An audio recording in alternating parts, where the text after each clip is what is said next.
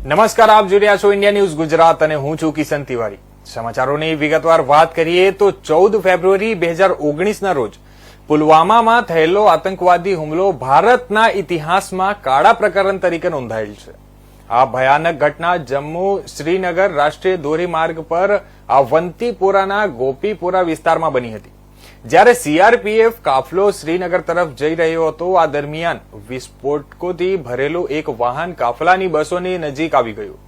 સૈનિકોએ ઘણીવાર ચેતવણી આપી, પરંતુ વાહન અટક્યું નહીં અને અચાનક બસ સાથે અથડાયું। આ પછી એક પ્રચંડ વિસ્ફોટ થયો, જેણે આખા દેશને હચમચાવી નાખ્યો અને 40 બહાદુર સૈનિકો શહીદ થયા હતા। પુલવામા આતંકવાદી હુમલાની 6ઠ્ઠી વર્ષગાંઠ પર પીએમ મોદીએ ટ્વીટ કર્યું છે અને 2019માં પુલવામામાં આપણે ગુમાવેલા બહાદુર નાયકોને શ્રદ્ધાંજલિ આપી છે। આવનારી પેઢીઓ તેમના બલિદાન અને રાષ્ટ્ર પ્રત્યેના તેમના અતૂટ સમર્પણને ક્યારે ભૂલશે નહીં।